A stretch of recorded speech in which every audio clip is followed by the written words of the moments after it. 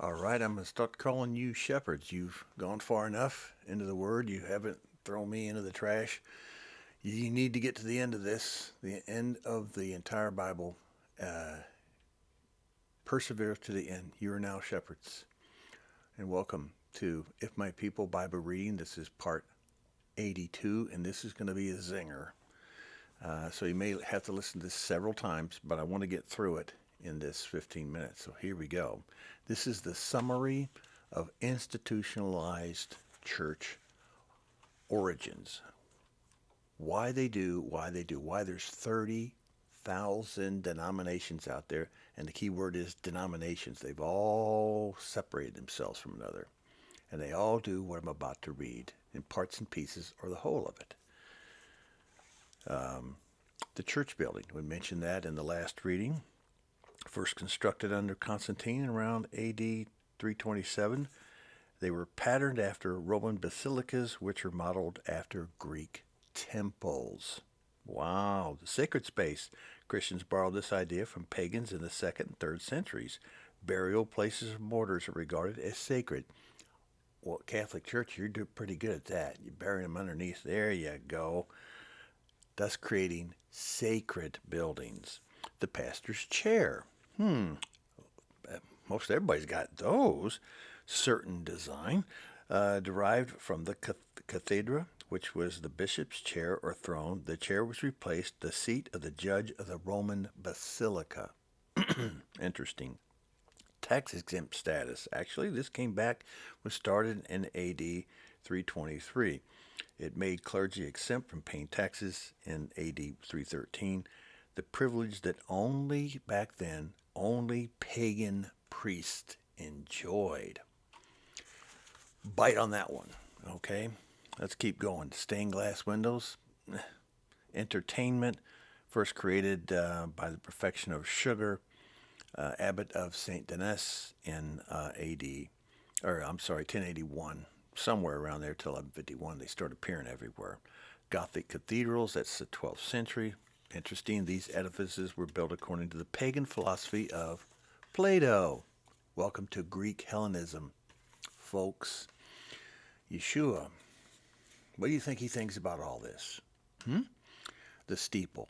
This is a classic.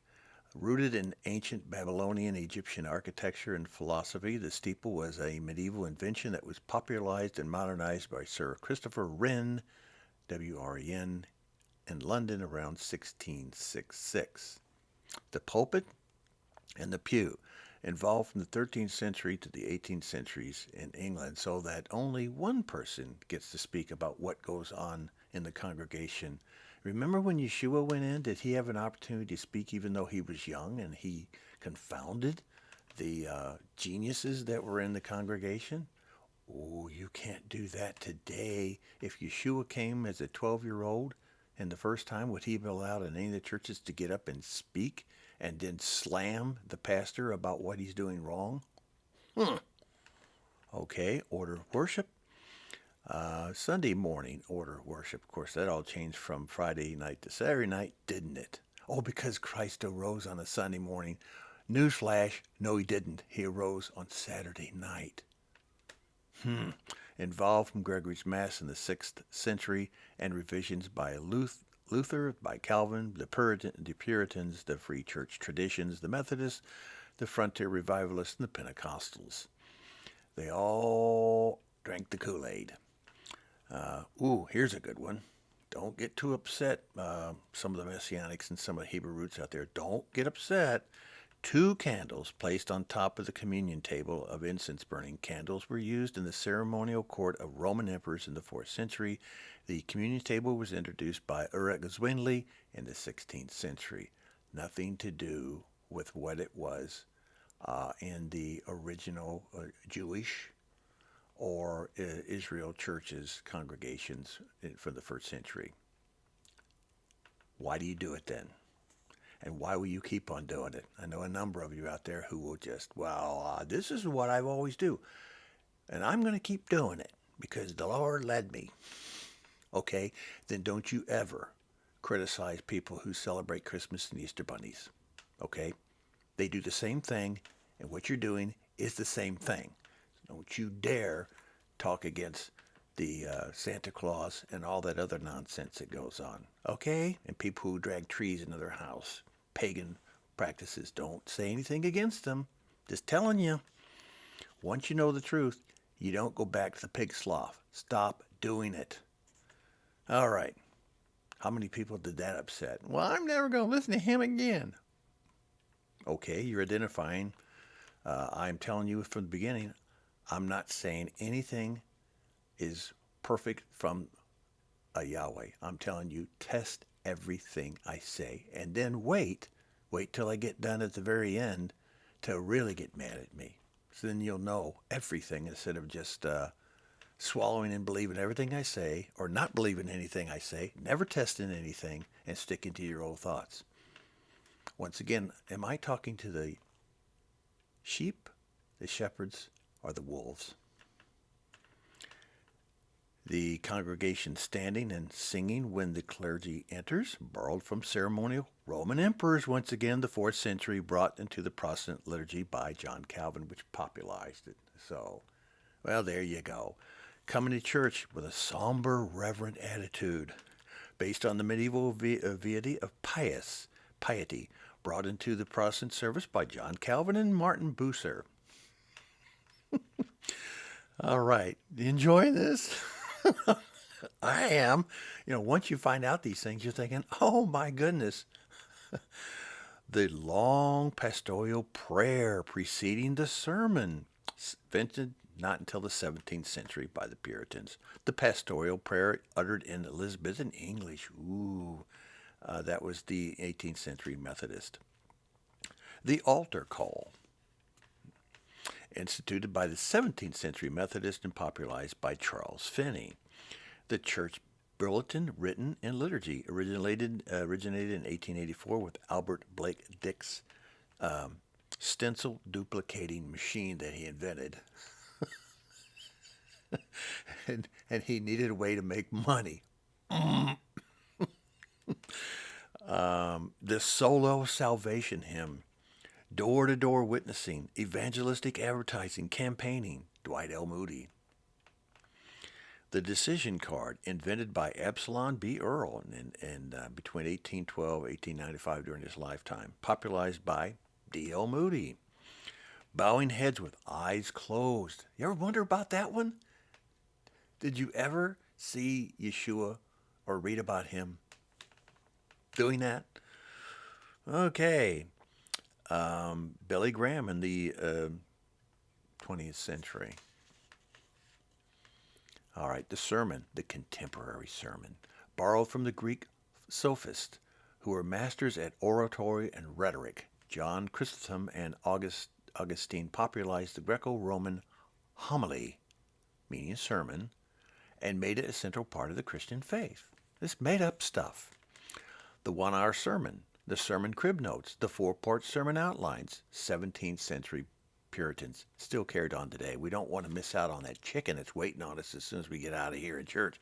We spent a whole day, 24 hours, in Shabbat Shalom, right? Oops, we can't even make 50 minutes. My parents in the last church they went to, my dad would get upset after 15 minutes, and so the pastor changed it to 15 minutes.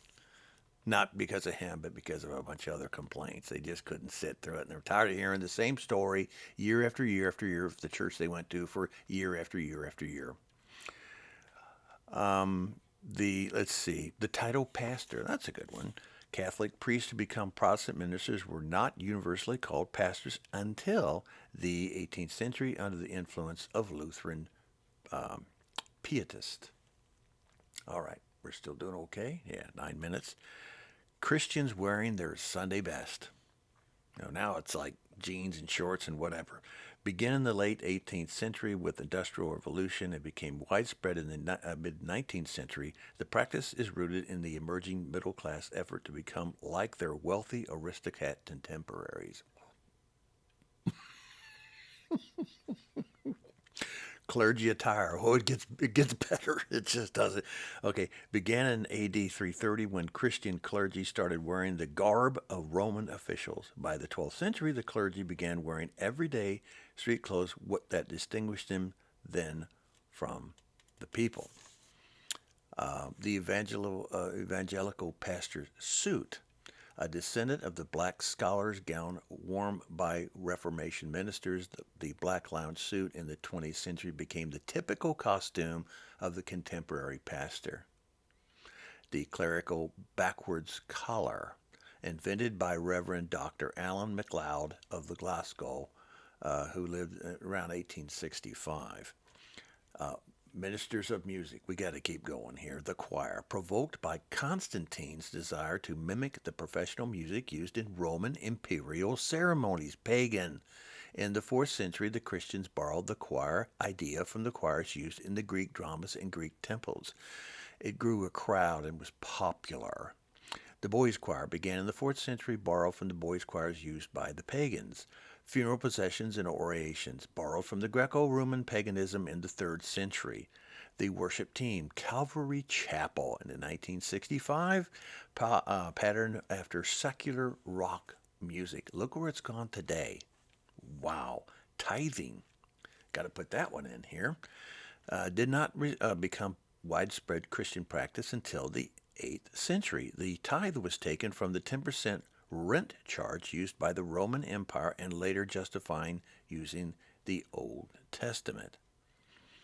And if you read the Old Testament, what we finished so far, are you supposed to tithe weekly? Are you supposed to take your gross or your, never mind.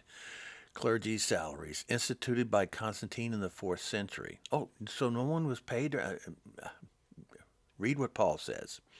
The collection plate, the alms dish, appeared in the 14th century. Passing a collection plate began in 1662. The usher began with Queen Elizabeth. The predecessor of the usher is the church porter, a position that can be traced back to the 3rd century. Oh, baptism. We got to talk about that one. Rooted in the superstitious beliefs that pervaded the Greco-Roman culture, it was brought into the Christian faith in the late 2nd century. By the 5th century, it replaced adult baptism.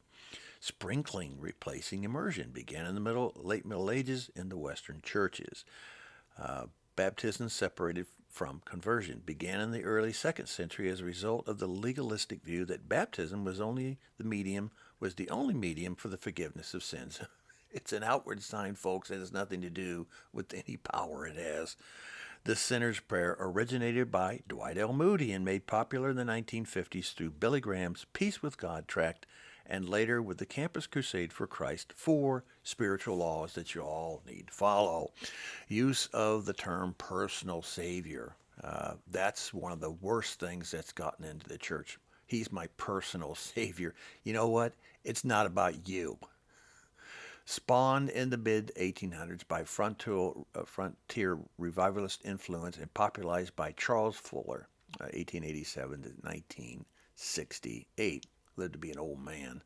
The Lord's Supper condensed from the full agape meal to the only cup and bread, the late 2nd century as a result of pagan ritual influences. So the Lord's Supper condensed from a full agape meal where you all get together and you eat, and then you break the bread into just a tiny little wafer and a little sip. If you're in certain churches, there can't be any alcohol in it. Wow. All right. Instead of once a year or two, I'll mention that, they did it too now, Methodist once or 3 times a year, and other Catholic churches every week or every time you became a sinner. You just can't even make it 2 or 3 days without having some of that stuff. Wow, it really downsizes the importance of having a feast festival in the fall and then having just a festival every month whenever the moon changes. Let's just have another festival again. Okay. The moon is recognized throughout history, as long as the moon was ever here, as the changing of time and passage. It helps people to recognize what's going on, just as the sun does when it comes up and it goes down, and you count your days. Or you look at the equinox and you count your days. Goodness sakes, what has happened out there. Let's do a quick one here. Paul's letters combined into a canon and arranged according to the descending length early second century. That's important, what I just said. We'll talk about it later. So if this doesn't give you something to talk about, think about it and listen to it a few times if I talk too fast.